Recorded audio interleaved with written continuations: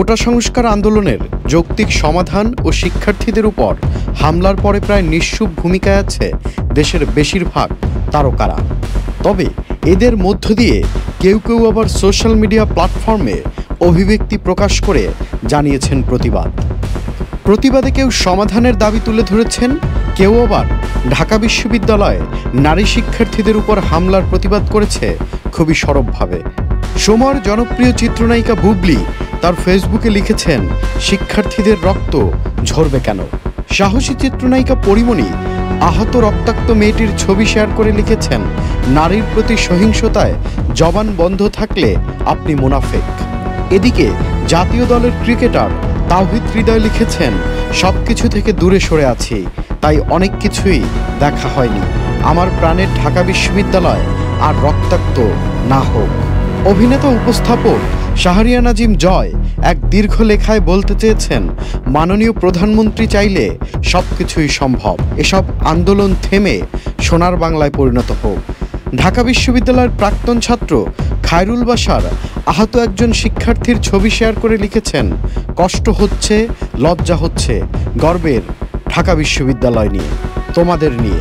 অসুর না হয়ে আদর্শ হও। 10 মিনিট স্কুলের প্রতিষ্ঠাতা ও শিক্ষক আয়মান সাদিক লিখেছেন, কোটা সংস্কার চাই, মেধা হোক সবচেয়ে বড় কোটা। ইউটিউবার সালমান মুক্তাদির আক্ষেপ করে লিখেছেন, শিক্ষার্থীদের জন্য আমি কিছুই করতে পারছি না, আমাকে ক্ষমা করো। তবে আহত কারো যদি থাকা ও চিকিৎসার প্রয়োজন হয়, আমি তাদের পাশে আছি। নির্মাতা আশফাক নিপুণ লিখেছেন, ছাত্রদের পাশে দাঁড়ান।